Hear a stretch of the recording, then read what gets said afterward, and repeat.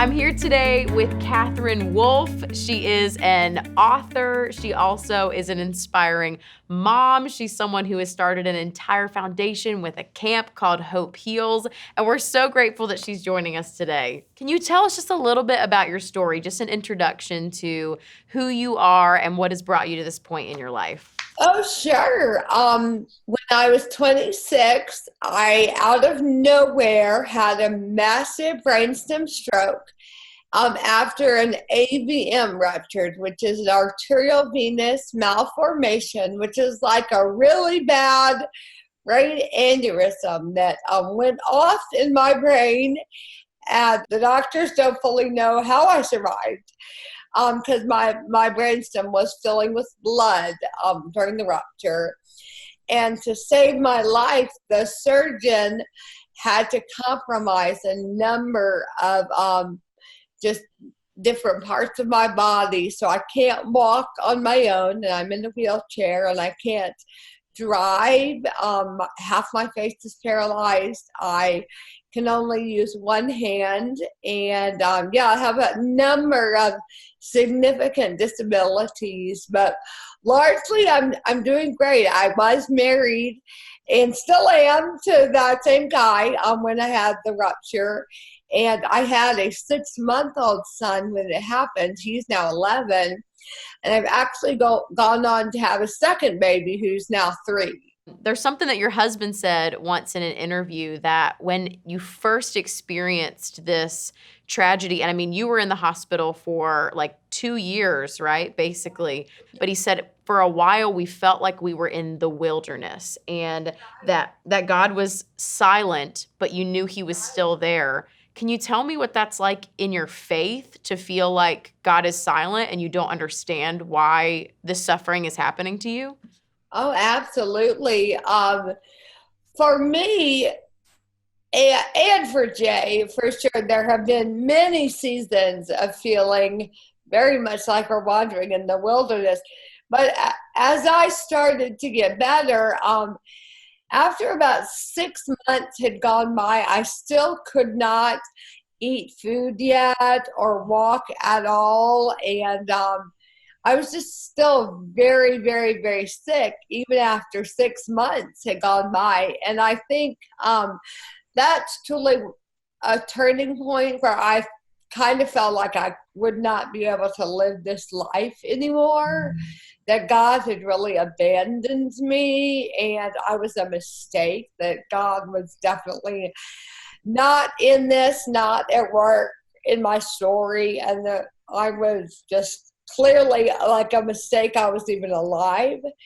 But in the moments that followed that clarity was replaced with the deeper things that I've always believed, that God was absolutely at work. I just wasn't able to see it yet. I love your perspective on that. I think that's a hard perspective to have. And I'm curious if you felt a season of anger in the midst of that, and maybe how your anger turned to hope. I know there's some scriptures that you hang on to too. Oh, for sure. There wasn't as much anger, just because I'm not wired as angry, as much as I would say more despair, more than anger. There was just this just terrible sense of this is so pointless that I'm even alive. My body doesn't work. I'm caught between life and death, and everyone around me is suffering because of having to take care of me, and just probably a lot of guilt combined with deep sadness was more what I was going through. But there again, there was just, I call it like the Narnia factor, like there's the magic and the deeper magic still, or something, that Yeah.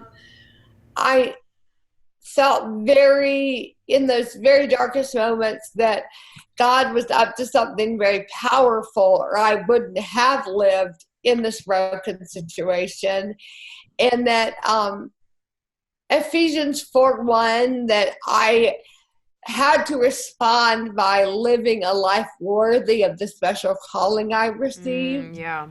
And that this was not remotely something I could handle at all, but that God handles things through us. You know, He enables us in His strength and His power. And that Second Peter 1:3, that He's given us everything we need. So He's really at work and taking care of me in this. Yeah, you're like a wife and a mom and a speaker, and you deal with your own physical difficulties. Do you have anything that you do every day that helps you to be in a mindset to like handle the day that maybe someone else could take with them? Absolutely. I have a lot, but one of the things I very much do so much now that it's not even something I have to think about anymore, which I'm so grateful for, is like almost practice a subconscious level of gratitude in your story. Ooh. And that has really been like a game changer for me. When I was first married, I was in the discipleship group and we were challenged to write down gratitude, really like thanksgiving to God every day. And I think I really took to that idea of like slowing down and really thanking God for what's in my life. So much so that now it's very much second nature. I don't even think about not doing that. So if I were to close my eyes right now and just start talking to God, almost the natural automatic is the words thank you, or just flying out, no matter what else is on my mind.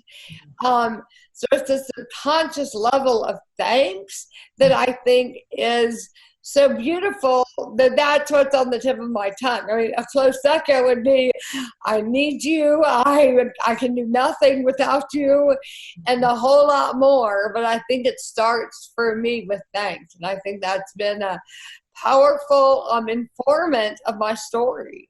I like that gratitude can become a habit, is what you're telling me. Because right now I'm in the season where I'm trying to force myself to write down things and say things. But you're saying it can become like a bedrock to your mind. Absolutely. It's very much subconscious for me now to just automatically just be thanking God. Just live Thanksgiving.